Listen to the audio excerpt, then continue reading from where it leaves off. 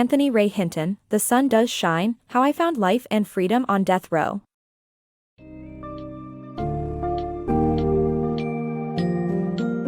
Welcome to the riveting world of Anthony Ray Hinton, the author of The Sun Does Shine, How I Found Life and Freedom on Death Row. This compelling book tells the true story of Hinton, a black man wrongly convicted and sent to death row. As you explore the profoundly moving journey of Hinton's life, you will unravel the constant racism he faced while growing up in Alabama during the 1970s, his surreal experience entering the prison system, and his relentless struggle for freedom and justice. Amidst unimaginable circumstances, Hinton discovers the power of hope, forgiveness, and the human spirit. As you read on, prepare to be inspired by Hinton's resilience and determination to regain his freedom and find life beyond the confines of death row.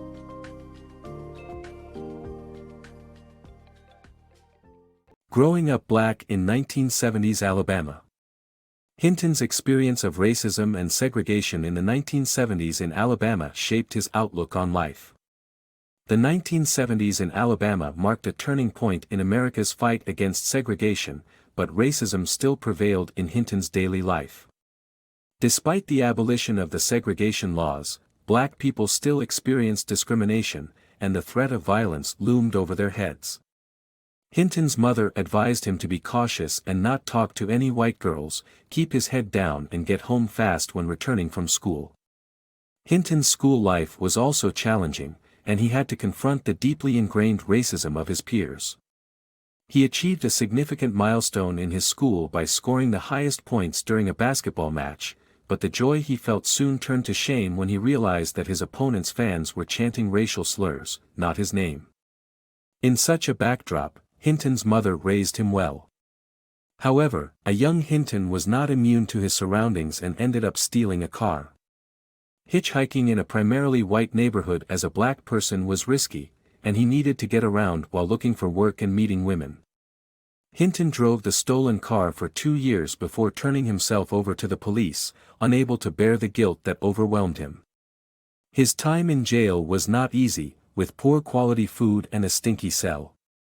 However, Hinton decided that prison was not for him and confessed his guilt to his mother, who had taught him to admit his mistakes. Looking back, Hinton identifies the experience as critical in shaping his outlook on life. In essence, Hinton's experience growing up in Alabama in the 1970s reflects the challenges and triumphs of the black community as they fought for racial equality. Despite the difficulties he faced, Hinton remains positive about his upbringing and the values imparted to him by his mother. Today, he uses his experiences to inspire and educate others about the impact of systematic racism. Falsely accused. In The Sun Does Shine, Anthony Ray Hinton tells the story of his wrongful conviction for murder and the 30 years he spent on death row. Hinton was convicted based on faulty forensic evidence and racial bias. Despite a rock-solid alibi and passing a polygraph test, he was found guilty. Throughout his imprisonment, Hinton maintained his innocence and eventually gained the help of civil rights attorney Bryan Stevenson, who helped secure his release in 2015. The book is a powerful account of perseverance in the face of injustice and the strength of hope and faith. The devastating effects of race and money in the legal system. Walter McMillian was a black man living in Monroeville, Alabama who was wrongly convicted of murder and sentenced to death. The court proceedings turned out to be heavily influenced by biased law enforcement officials, a corrupt justice system, and inadequate legal representation. The book delves into the myriad of issues Walter faced with an unwavering focus on his hopelessness and ultimately, the deleterious effects of racism and poverty on the legal system. Life on death row. Anthony Ray Hinton's harrowing experience on death row as an innocent man is recounted in painful detail, highlighting the inhumane conditions and tolls they took on his mental and emotional health. Anthony Ray Hinton was thrown into a world of terror and pain when he was strip-searched, chained, and driven for 3 hours to Holman Prison in 1986. His new home was a tiny cell with only a metal toilet, sink, bed, a shelf, and a King James Bible.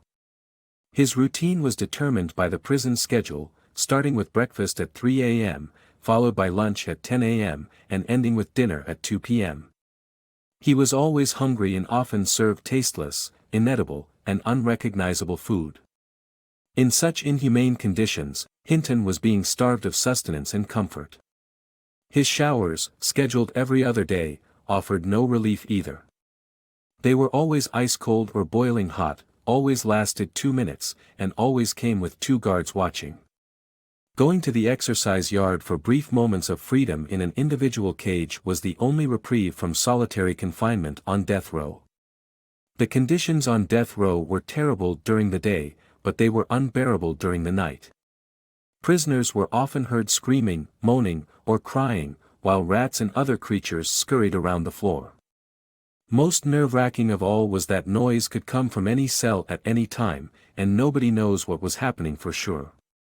Hinton was incarcerated on death row despite knowing his innocence.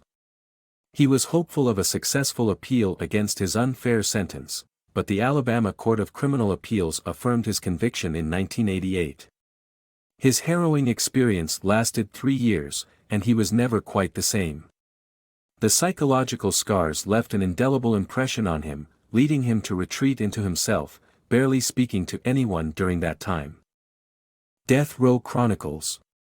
The excruciating events in a prison's death row, described by one of the inmates.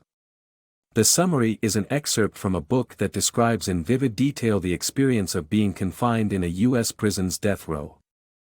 The author, Hinton, shares with readers what life was like in the cell block next to the execution chamber and how he witnessed other inmates being put to death. Hinton narrates how the smell of death and burning flesh permeates the prison with almost no ventilation.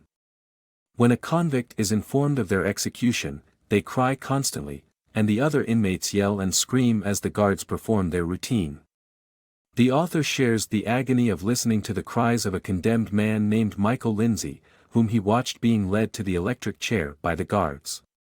When the day of Lindsay's execution arrived, Hinton felt physically and emotionally sick. The summary portrays a powerful image of life on death row and how inmates share a bond in their last moments. Hinton's observations portray the inhumane treatment that prisoners were subjected to, and the hopelessness they felt after failed appeals for new trials. Hinton's account gives readers a glimpse into the harsh realities of life on death row, a place from which very few return. Forgiveness and progress. Living on death row, Ray Hinton realizes that what unites inmates is stronger than what divides them. One of his fellow inmates, Henry Hayes, had carried out the last lynching of a black person in the U.S.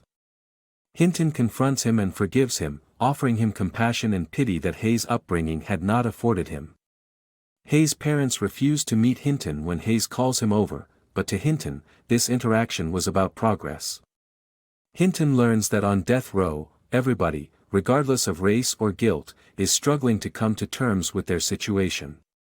Hayes was executed in 1997 for killing a black man. Finding freedom through imagination and books. Anthony Ray Hinton, a death row inmate, discovered the power of his imagination to escape the harsh realities of prison life. From fantasizing about meeting the Queen of England to playing for the Yankees, he retreated into a world of dreams. Inspired to help others find an escape, he founded a book club on death row, transporting prisoners to different worlds through literature. The book club provided a release from the day-to-day misery of prison, but it couldn't save all members from their sentences. Nevertheless, it was a way to find hope and freedom within the confines of death row. A lawyer's unwavering fight. A man wrongfully convicted for murder secures his freedom after 16 years of fighting with the help of his dedicated lawyer. The lawyer unearths solid evidence of police coercion, compromised identification, and illegal discrimination against black people during jury selection. In 1997, Anthony Ray Hinton had run out of options in his fight for justice. He had already gone through a couple of lawyers and had failed to get a retrial. His latest lawyer suggested he take a deal of life without parole, which Hinton refused.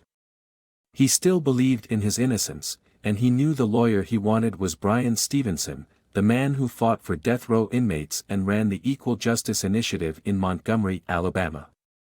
Hinton convinced Stevenson to take his case in 1998, and the two men worked together tirelessly for the next 16 years. Stevenson uncovered solid evidence that proved issues with Hinton's arrest, trial, and conviction. He found that the police had coerced witnesses into stating that Hinton was at the scene of the crime. Additionally, the injured restaurant manager had identified Hinton as his attacker based on a photo that compromised the identification. Furthermore, Hinton's first lawyer was friends with the state's prosecutor, who had been found guilty of illegal discrimination against black people during jury selection. Stevenson also presented evidence from 3 ballistics experts who reviewed the evidence of the gun. At Hinton's suggestion, they were all white men, and they were able to persuade an Alabama court that the bullets absolutely didn't match Hinton's mother's gun. Despite the significant weight of evidence that pointed towards Hinton's innocence, progress towards freeing him was painfully slow. After years of legal battles and appeals, the U.S. Supreme Court finally overturned Hinton's conviction in 2015, and he was released from prison. The key to Hinton's eventual freedom was Stevenson's dogged persistence, his ability to find and present compelling evidence, and his unwavering belief in Hinton's innocence. Alabama's grave mistake. After spending 28 years in prison as an innocent black man on death row, Anthony Ray Hinton finally received justice from the U.S. Supreme Court. Despite being innocent, Hinton had to struggle against the state of Alabama that was determined to maintain their wrongdoings. The state kept him incarcerated and even tried to dismiss hearings. When the crucial hearing finally came, the state claimed that Hinton had not suffered from inadequate defense, despite having slandered the original ballistics expert in the trial. After years of waiting, Hinton and his lawyer decided to take his case to the Supreme Court, where his attorney's deficient performance was recognized, paving the way for a chance at a fair trial. Though his journey to freedom was long and arduous, Hinton emerged with a newfound hope for the future. Ronnie's 30-year journey to freedom. After 29 years on death row, Ronnie Hinton eventually got his freedom after a new trial through the efforts of his lawyer, Bryan Stevenson. Despite all the hurdles he encountered, Ronnie never lost hope, inspiring other inmates not to give up theirs as well. The power of forgiveness. Anthony Ray Hinton's journey from prison to freedom teaches us the importance of forgiveness and living a life with purpose. Anthony Ray Hinton spent 30 years on Alabama's death row for a crime he didn't commit. After being exonerated, he struggled to adapt to a world that he had not been a part of for over 3 decades. On his first night of freedom, he panicked in a plush bed that was much softer than the uncomfortable cot he had grown accustomed to in his cell. The bathroom was the same size as his previous cell, which led him to spend the night sleeping on the floor. But, despite the difficult transition, Hinton found solace and a new sense of purpose.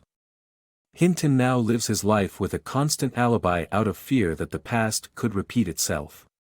He deliberately documents every day, from walking in front of security cameras and calling people, to collecting receipts for every purchase he makes.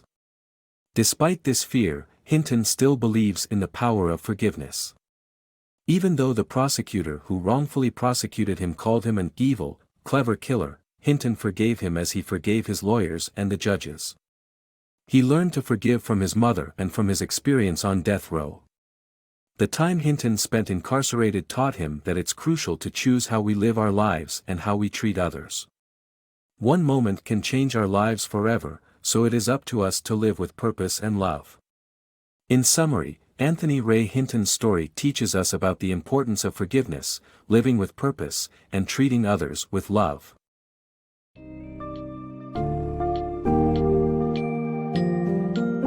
In The Sun Does Shine, Anthony Ray Hinton offers a powerful testament to the human spirit and the enduring power of hope and forgiveness.